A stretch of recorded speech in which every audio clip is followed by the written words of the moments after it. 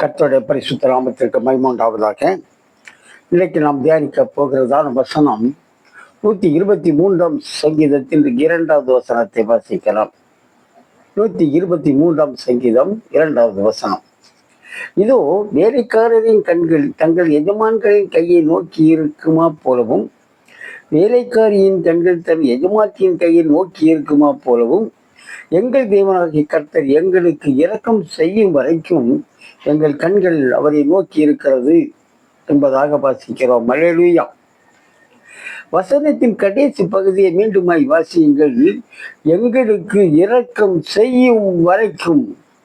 இந்த வார்த்தையின் அர்த்தம் என்ன? நான் வேண்டிக் கொண்டது எனக்கு கிடைக்கும் வரைக்கும் நான் அவரை நோக்கி விண்ணப்பம் பண்ணி கொண்டே இருப்பேன் என்பதாக தாவீது சொல்கிறார். அதாவது ஒரு விண்ணப்பம் பண்ணி விட்டு அதற்கு பதில் கிடைக்கவில்லை என்று விட்டு விடாமல், இடைவிடாமல் அவரை நோக்கி வேண்டுதல் செய்ய வேண்டும். அவரின் இரக்கத்திற்காக, நாம் வேண்டிக் கொண்டது கிடைப்பதற்காக அவரை நோக்கி இடைவிடாமல் ஜெபம் பண்ண வேண்டும். ஒரு சம்பவத்தை சொல்கிறேன். ராஜா நேபுகாத்நேச்சார் ஒரு சொப்பனம் காண்கிறான். அந்த சொப்பனம் அவனை கலங்க பண்ணுகிறதா இருக்கிறது. ஆனால் சொப்பனம் என்னதென்று அவனுக்கு தெரியவில்லை.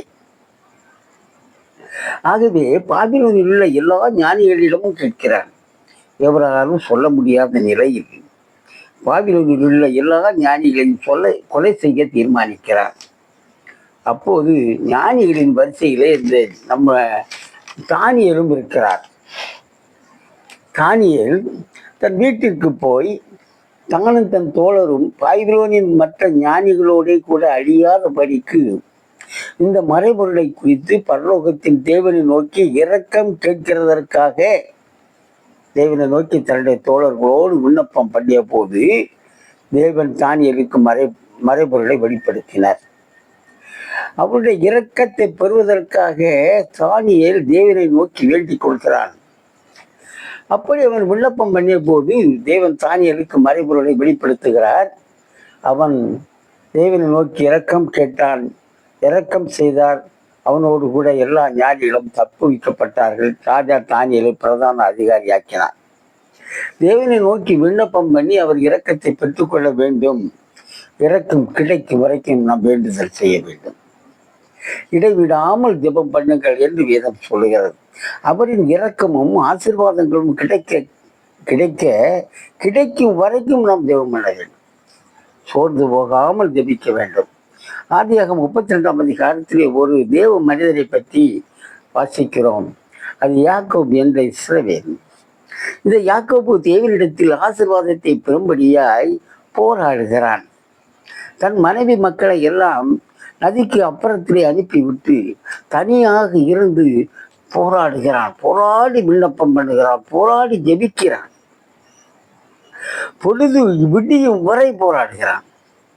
அவன் சொல்லுகிறான், நீர் என்னை ஆசீர்வதித்தால் ஒளிய உண்மை நான் போக விடேன் என்பதாக சொல்கிறான்.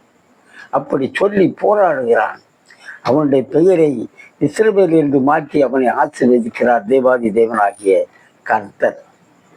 அவனுடைய தொடைச்சந்தை தொட்டார்.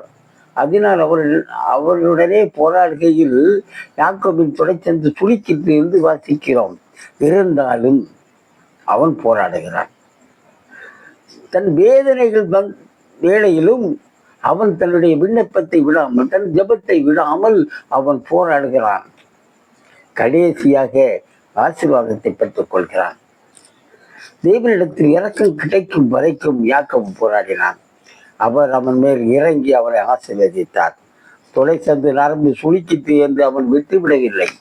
வேதனையும் பாராமல் தேவனிடம் போராடினான், ஜெயம் பெற்றான். நம் வேண்டுதலுக்கு உடன் பதில் கிடைக்கவில்லை என்று நாம் ஜெபங்களையும் வேண்டுதல்களை விட்டுவிடக்கூடாது. தேவன் இரக்கம் செய்யும் வரைக்கும் தேவனை நோக்கி ஜெபிக்கிற அனுபவம் நமக்கு வேண்டும். வழியருகே 2 குருடர்கள் இருக்கிறார்கள், பிச்சைக்காரர்களாக. இயேசு செல்வதை அறிந்து சத்தமாய் கூப்பிட்டார்கள்.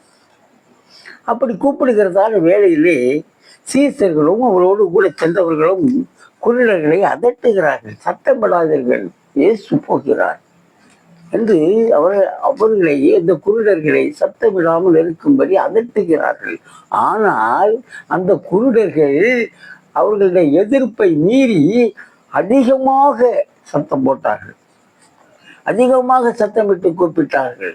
உடனே தேவாதி தேவன் என்றார் என்று அவர்களுக்கு சுகத்தை கொடுத்தார், கண் பார்வையை கொடுத்தார்.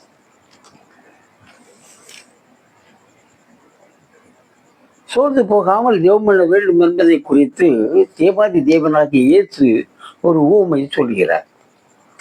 தேவனுக்கு பயப்படாத மனிதன் ஒருவன், நியாயாதிபதி ஒரு மனிதன் இருந்தால், ஒரு பெண் அவனிடத்தில் வந்து என் எதிராளியின் காரியத்தில் எனக்கு நியாயம் செய்ய வேண்டும் என்று கேட்கிறார். எவ்வளவு நாட்களாக அந்த பெண்ணின் விண்ணப்பத்தை அவன் கேட்டும் நீதி செய்யவில்லை. அவர்களுடைய விண்ணப்பத்தை புறக்கணிக்கிறான். எத்தனையோ நாட்கள் வந்து போராடுகிறாள், ஐயா எனக்கு நீதி கிடைக்க செய்யும் என்று. ஆனால் அந்த நியாயாதிபதி நீதி செய்யவில்லை. ஆனால் அவள் விட்டுவிடவில்லை. அவன் தனக்கு இரக்கம் செய்யும் வரைக்கும் அவளை ஓயாமல் கேட்டுக்கொண்டதினாலே இந்த விதவை என்னை எப்போது தொந்தரவு செய்கிறபடியினால் இவள் என்னை அடிக்கடி வந்து அலட்டாதபடி இவளுக்கு நியாயம் செய்ய வேண்டும் என்று தனக்குள்ளே சொல்லிக் கொண்டான் என்று நீங்கள் லூக்கா 18ஆம் அதிகாரத்திலே வாசிக்கலாம். அப்போ அடிக்கடி போய் அவனை அலட்டினபடினாலே அவன் நீதி செய்கிறான் அந்த பெண்ணுக்கு என்பதாக தேவாதி தேவனாகிய இயேசு ஒரு ஓமையாக சொல்கிறார். ஏனென்றால் இதை எதற்காக சொல்லுகிறார் என்றால், சோர்ந்து போகாமல் ஜெபிக்க வேண்டும் என்பதற்காக இந்த ஓமையை அவர் சொல்லுகிறார். அடிக்கடி அந்த பெண் கேட்கொண்டபடியினால்தான் நியாயம் கிடைத்தது. அடிக்கடி அவன் போய் தொந்தரவு பண்ணினால்தான் நியாயம் கிடைத்தது. அந்த ஓமை அவர் சொல்லிவிட்டு சொல்லுகிறார், அந்தபடியே தேவன் தம்மை நோக்கி இரவும் பகலும் கூப்பிடுகிறவர்களாகிய தம்மால் தெரிந்து கொள்ளப்பட்டவர்களின் விஷயத்தில் நீடிய பொறுமை உள்ளவர்களாக இருந்து அவர்களுக்கு நியாயம் செய்யாமல் இருப்பாரோ சீக்கிரத்தில் அவர்களுக்கு நியாயம் செய்வார் என்று அந்த வசனத்திலே எல்லாம் வாசிக்கிறோம்.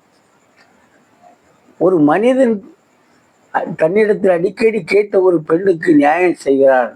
அதே போல தேவாதி தேவனிடத்தில் நீங்கள் அடிக்கடி கேட்பதினாலே சோர்ந்து போகாமல் எப்பொழுதும் ஜெபம் பண்ணி உங்களுடைய ஜெபங்களிலே கேட்கும் போது, அவரை நோக்கி கூப்பிடும் போது, அவர் தம்மால் தெரிந்து கொள்ளப்பட்ட அவருடைய பிள்ளைகளுக்கு அவர் நியாயம் செய்கிறவராய் இருக்கிறார் என்பதாய் இயேசு சொல்கிறார்.